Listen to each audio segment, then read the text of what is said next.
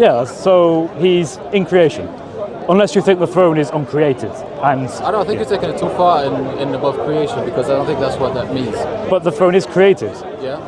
And he's above it. Yes, everything other than Allah. If you take that in a literal sense, you have to affirm that Allah is a spatial entity. Yeah. But that means God is part of creation. He has a physical space. I don't believe that God is a physical entity that takes up space. I think God is spirit, and God can transcend his creation. Yeah, but when you take that, see, that creates all sorts of problems for the Trinity as well. Why? Because, for example, why not God's knowledge? God's knowledge. Why not the same logic that you're applying to his speech? Why not apply to his knowledge? Why not apply to his mercy? Well, we do think his knowledge has came into the world. So. His knowledge? Yeah, through his son, Jesus Christ. He has revealed the God fullest, yeah. Yeah, but in eternity? Well, in eternity there was no creation, so... Yeah, but that's the problem, because you're trying to make the point that there was something else other than Allah that existed in eternity. Well, me? Well, I'm not trying to make that. I'm simply saying... I'm saying, according to Sunni Orthodox belief, there are multiple things that if you don't say are a part of the essence of Allah, you commit shirk because there are multiple things. Yeah. Right? So we wouldn't say, for example, that Father, Son, and Holy Spirit are outside of the essence of God.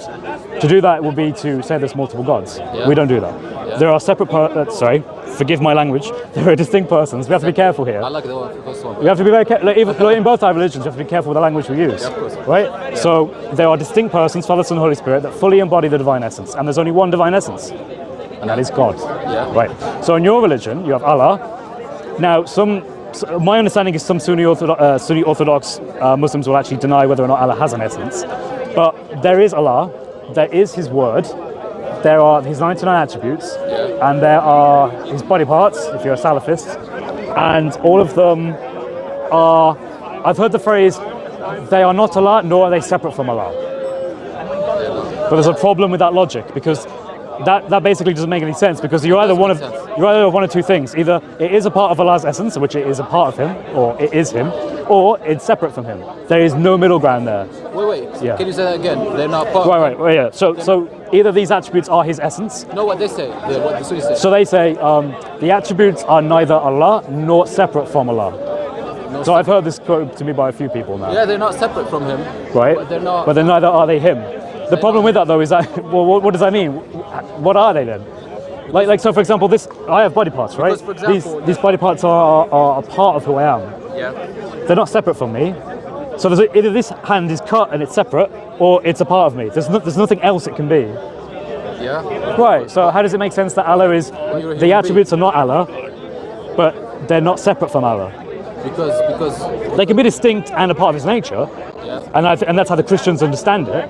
But Muslims don't understand it that way. And I think there are lots of problems that come from not understanding it that way. Because now you have this weird anti-logical paradigm of we can't tell you what he is. There's no reasonable way of looking at it. Well, we know as much about his because those things are. What do I want to say? It's tough to talk about some of the things, but for us, because we don't say God is those things, because we don't say God is mercy, we don't say God is knowledge, but we say God is merciful and God is knowledgeable. I have problems with that, to be honest with you. So, how could Allah be merciful before creation? Well, because that's him, that's his God. Well, yeah, but I mean, if I said, okay, if you've never been merciful in your whole life, and I'd say you are merciful, wouldn't you be like, well, technically no, because I've never actually been merciful? Not how it works though. No. Would it work based on the possibility of being able to do it? In other words, you may never have acted merciful, but it's within your nature to be merciful. Yeah, is that sufficient? Maybe. Okay, if it is, then I'll actually use that to explain the Trinity. So when Christ, the second person of the Trinity, limited himself to the incarnation through kenosis, I believe that he himself, the possibility that he, having the divine nature, can always return to the fullness that he had before the beginning of the world, that's sufficient. What I'm trying to say is, if you say that the possibility of being merciful is sufficient, then I'm going to apply that to the incarnation. Not the possibility, because God is knowledgeable beyond all things. So he knows he is merciful with or without the creation. Right, so the very fact he could do merciful things means he's all-merciful. Yeah. So in the same way Christ could know all things means he is all-knowing. Yeah. Oh, all right, thank you. Oh, I appreciate that. See, to me, that's great because you've just given me a way of explaining the incarnation. Because a lot of Muslims will say, well, Jesus didn't know the hour, so therefore he isn't all-knowing, so he can't be God. Well, he didn't know the hour. What? Well, he didn't know the hour. He did know the hour, I believe he did, in his divine nature, yes. But a lot of Muslims will say, no, he absolutely didn't know the hour. Yeah, So my point is that you can say, well, in your understanding of how attributes work of God, I could apply that to the incarnation and simply say, well, yeah, there is a way in which he cannot exercise this, but he has potential to do so, and therefore that's sufficient to have an attribute. I'm just trying to say that if you have that logic, I will apply it this way. But anyway, let's move on.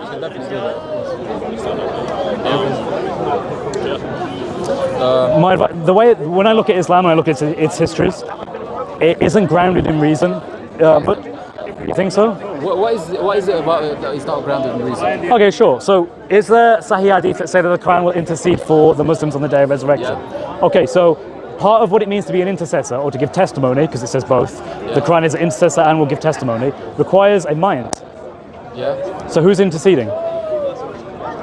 The Quran has a mind? Or is it Allah interceding for himself? Well, that's the easy one. That's the deeds. Wait, but deeds don't have a mind.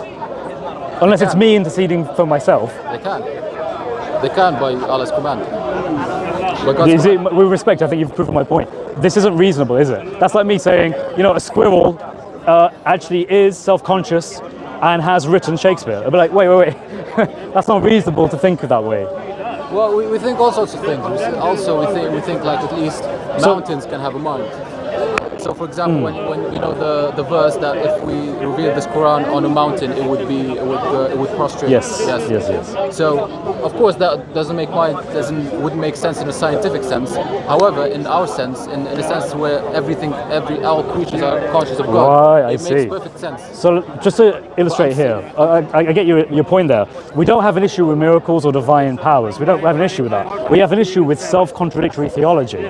So, for example, the Quran makes it clear there is one God. Yeah. There is only one. There's nothing besides him. Yeah. But he also has an eternal word, the Kalam Allah, which will intercede for people, which requires a mind, on the day of resurrection for Allah. It's interceding on their behalf to Allah. But that doesn't make sense. How can you have one God if you also have his eternal word, which has been with him, which is not him, but also not separate from him? So I'm not sure how that is, but it's definitely not Allah. So it's something else from Allah that has a mind that intercedes to Allah. I don't know how that would even begin to work.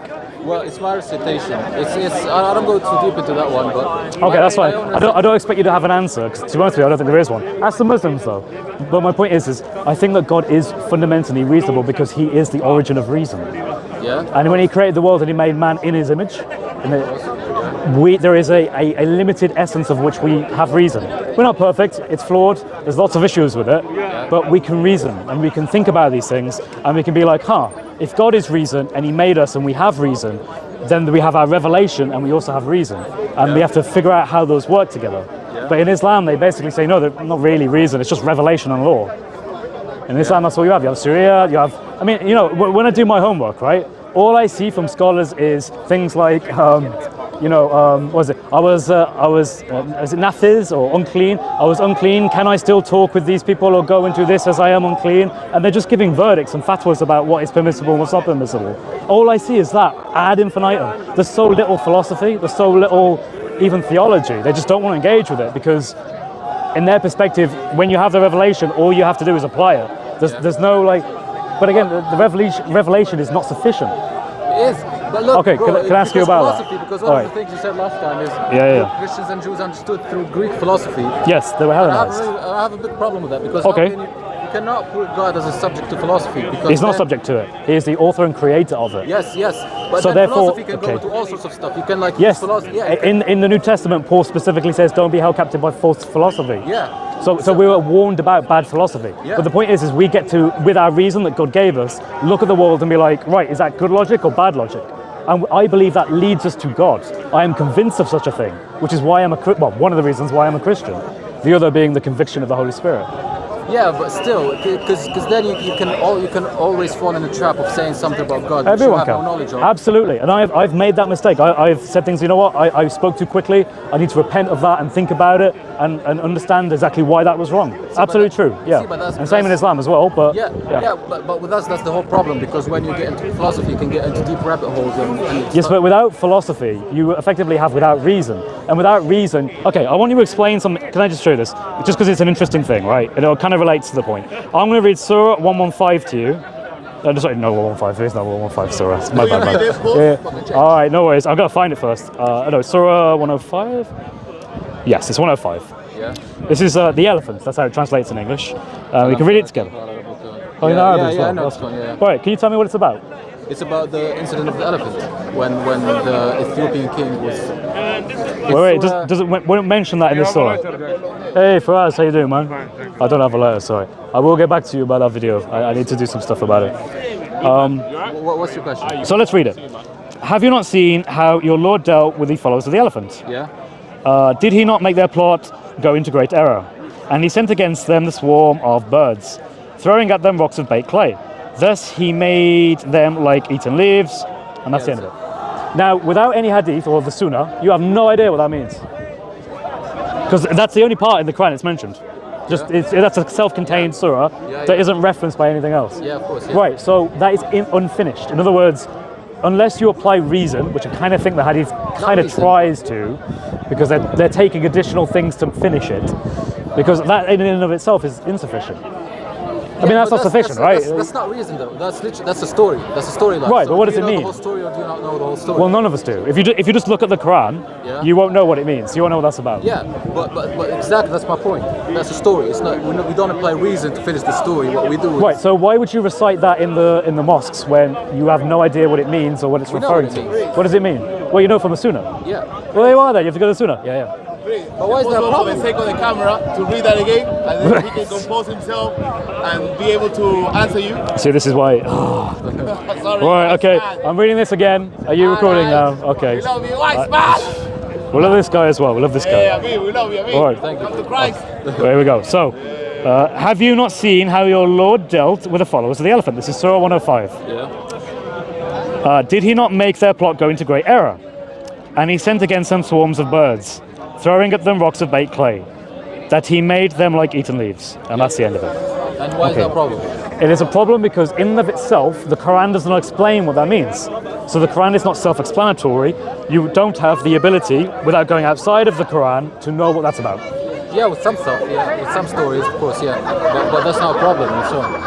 That's not a problem. Right, so the Quran contains unclear things. Not unclear things. Well, I mean, the Quran says it does. Yeah. I mean, it will make sense that this is one of them, right? It is clear, though. Why is it clear? I asked you what it means. No. If you tell me what it means, then...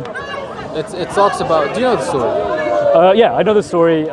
They sent some people over to Mecca from Yemen, and they brought elephants, and the elephants prostrated. Yes. Yeah. We wouldn't go further. But again, that comes from the Sunnah, it doesn't come from the Quran. Yeah. So revelation in of itself, unless you want to say the Sunnah is revelation. If you're talking about theology... Yeah. If you're talking about theology, then it is sufficient, I would say. For what? For what purpose? For theology. For theology. Would you lose anything if that story wasn't there? Would I lose? Yeah, I mean, would the Quran be lesser in some way? I don't know. All right, well, that's honest. That's honest. But my point would be that if we don't know what it means, or without going outside of it, and we just take the Quran as itself, then there wouldn't be anything lost if we removed it. The only reason that changes is because of your Sunnah, which gives it context. Yeah, but Sunnah gives you context for a lot of verses. Yeah, it does, absolutely. That's because there's a lot of verses in the Quran that in of themselves aren't self-sufficient. Yeah? Yeah, like you read Surah 33, there are going to be a lot of questions about what context that was taking place in, because it refers to people that you don't really know who they are unless you go to the Sunnah. Yeah, but that's something that we we practice. That's not something that has been problematic ever. That's just something that we always refer to. Okay, well, it's just an interesting point, right? Yeah. I find that the fact that there are elements in the Quran that are not clear, when the Quran says it's clear and also says it's not clear, is just a difficult theological position. I wouldn't say so. Like, how can I say this? Well, we've touched on the fact that the Quran affirms previous scriptures, right? I find that massively problematic. Yeah, let's not get into that. All right, we won't. But because it's going to be a long discussion. I don't want. I know. Okay. I'm not in the start of the day for it. But do you believe that you have free will? yeah, You have free will. yeah. Do you believe Islam teaches you as a part of the deen that you have free will? Yeah. Do you know Al-Qadr? I can't pronounce it. Al-Qadr. Al-Qadr, one of the 6 pillars of Islam. Qada, yeah, of course. Yeah. How do you pronounce it? Qada. Qadar. Qada, yeah. Qadar. I'll try and pronounce it that way. So that, as my understanding, is that everything is preordained according to Allah's will. Yes, of course. Right. If everything is preordained according to Allah's will, can you go against Allah's will? Wait a second. No. That's not how it works. Is it? Everything Right. is ordained, like in harmony with your free will at the same time as His decree. That's the same thing. That's true in all religions. That would be true because God is the one. When for example, the phrase "everything happens for a reason," is that a Christian thing? Yeah, you can say Christian say that. Yeah, but at the same time, that's God. What is it? God fulfilling His will through your free will. Understand? Right. So He doesn't preordain things. So He what? Preordain. In other words, he preordains certain things to happen that have to happen. The Sunni Orthodox position is yes, that is the case. I would say so, but I'm not sure what you mean with it. Right. In other words, when God created everything, did He make it so that everything that occurs inside of His will, according to His decree?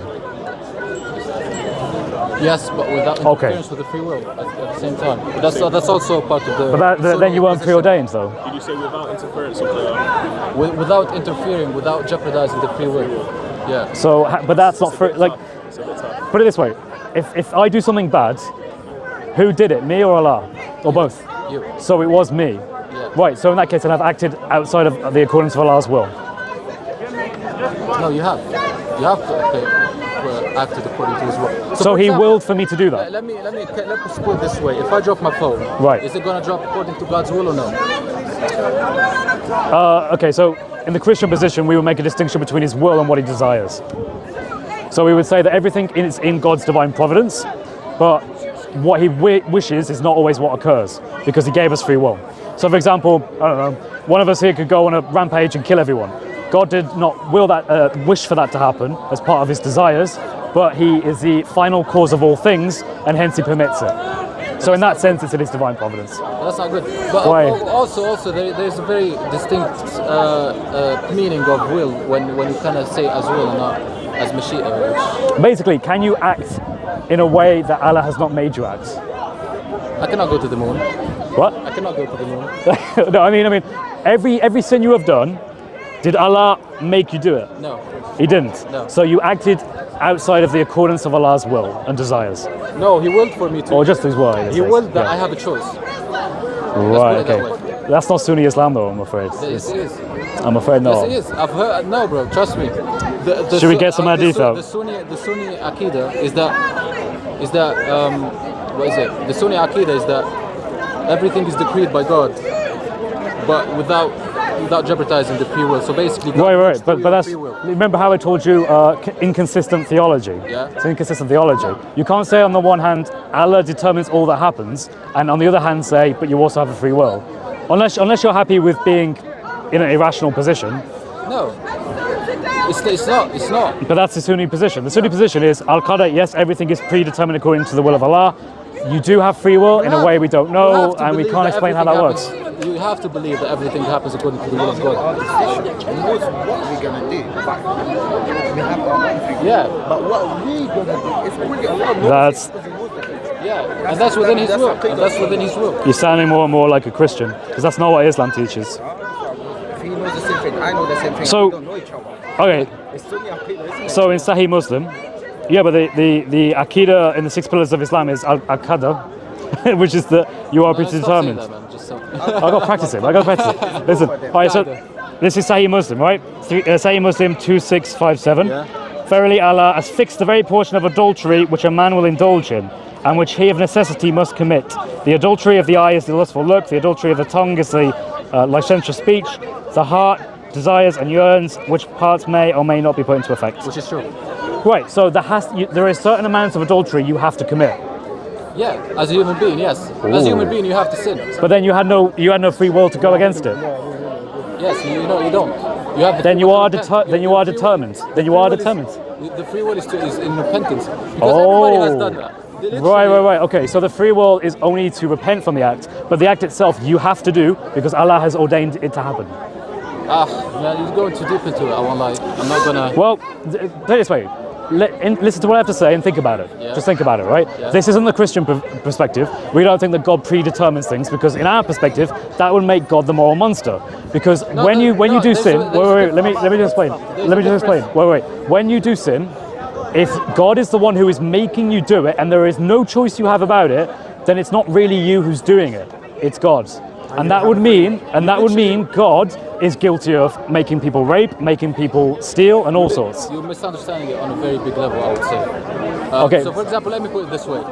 I've asked you right. last time. I said, "Is anybody ever sinless?" And you said only the divine. So basically, Yeah. you said Jesus is the only sinless person ever. And within that means that everybody has to sin. I'm not saying it has to as a mandatory obligation, but everybody is gonna have to sin at some point to be human. Is that correct? Am I being fair? To be merely human. Yeah. So basically, yeah. So but God has willed that everybody's gonna sin, but the way you deal with the sin is the way that determines. Wait. It wasn't the intent of God to begin with that people would sin, but rather through our fallen nature. And nature means that we are unable to. You're sounding like Mu'tazila now because they're the one who say that. Well, Mu'tazila were the reasonable ones in Islam. No. They were the reasonable ones because the Sunni today is like Allah has. If you Wahhabi, if you Salafist, you say that Allah has right hands in a way that we can't understand. Yeah. But that's not reasonable. That's easy reason. That is because then you would have to say things about God which you have no kind of basis for. So absolutely. I'm fully into negative theology. I won't try and say things that I don't know for sure or can't back up. Right. Basically. But for example, but he has a hand. The Mu'tazila, for example, rejected those. My point was that they said, for example, that God did not create evil because they said God is all good, so He cannot create evil, and that's kind of the place you're coming from when you say that. Right. Because evil, as we understand it, is the absence of God's will. In other words, or God's desire in this case. Yeah. So when He made us, He wished for us to live without sin, but we freely chose to engage in sin. That was evil. So God, in effect, is the final cause of evil, but He is not the efficient cause. He is the one who sustains things, because overall, there is good that can come out of evil. But He's all knowledgeable. He's all knowing, though. Sure, I agree with that. Yeah. But the Sunni, I'm describing the Christian position. The Sunni position is actually no. Allah has predetermined and decreed everything that occurs, which includes evil. Yeah, but you have to look at it. Then He's the one who does evil. You have to look at it. You have to look at it from certain with certain context, which is pretty hard to explain to you. That's fine. I don't want to go into it. No, that's fine. What surah is it? What surah is it? So it comes partly from the Quran, because they argue from the Quran. I was quoting hadith. I know you don't like hadith, so I'll go back outside of hadith. Mu'tazila were Qurani people, yeah? I think And you sin, you killed him. No. Yeah. Shame on you. Yeah. Abdul ibn Hanbal. Abdul ibn Hanbal killed the Mu'tazilite. They are Qurani. I'm not 100%. Abdul ibn Hanbal killed. Yeah, because Told me events that Sunni killed Mu'tazila. yeah, I'm with Mu'tazila. I know. Told me what events that Sunni have killed Mu'tazila. I'm not sure. You don't show, so But I you're know saying that- anything. But I know that they have killed them because they one are second. Tell me what events. What is that, do you know? Mu'tazila have killed. Sunni have killed. Oh, it's Christians and Muslims. Okay. I haven't Thank you. I just wondering if it's something new. Surah 9, ayah 51, saying nothing will ever befall us except what Allah has destined for us. He is our protector, so in other words we trust. Yeah, so that's the beautiful one. Right, so that means that everything that happens must be the decree of Allah. But you usually have to look at it within a certain context. I don't know, it's hard to explain. My friend, I think you're struggling because I think this is No, I'm new. not struggling. I This is new. understand it, but I find it hard to explain. Okay, that's fine. Well, this is a very deep topic, right? It's not easy for me or for anyone. My point is that in Islam, Sunni Islam, my understanding is that Allah has predetermined and predestined all of His decrees, everything that will happen. There is a way in which you have free will. They don't tell you how that even works because those things, they contradict each other. They don't. Reason about it, my friend. Think about it. The Christian position is not this. The Christian position is not that Allah God determines all things and you have to do them. Because we would say that makes God the moral monster. Because that would mean that God is the one who makes evil and it makes it happen. Let's talk about something else. Okay, all right. You're changed, that's fine. I lean more on the Quran. Yeah, I understand. Are you reading the Bible, by the way? Have you read stuff of the Bible? I'm gonna start reading it. Okay, that's good. I would suggest starting with the Gospel. A Gospel. So you have Matthew, Mark, Luke, and John. Yeah. One of those. One of those, yeah. Yeah, I would suggest that. I was actually starting with Genesis, and I was overwhelmed. Yeah, the thing with Genesis is that you've just gone into like super Hebrew Jewish context, and if you want to learn about creation, then go there. But and also sin, I guess, and also original sin. But if you want to learn about what Christianity, the final message is, a gospel will explain that to you. That's fine, man. Another thing, one last thing. Yeah. Last time you quoted what Jesus said, the Lord said unto my Lord. The Lord said unto my Lord. Psalm 110. Yeah, and you said that's a Trinitarian. That's a Trinitarian. Soon, yeah. I just have one thing to say about that. Sure. I think you probably heard that from someone else other than me, but yeah. No, I'm aware of I've it. heard it from you. Really? Did I bring up Psalm 110? And you said the Lord said unto my Lord, and you said funny that's a Trinitarian verse, and you said. Oh, okay. Right. Oh, fair enough. The Lord, now we're speaking on the Lord said unto my Lord. So, Psalm 110. yeah, and why is that Trinitarian verse? Just Well, the way that The Lord said to my Lord. yeah, the Lord said, unto my Lord. Yeah, it's Psalm 110. Can I read it? Yeah, man. Yeah. من باب الجامع الشرقي. So it's Psalm 110. the Lord said unto my Lord.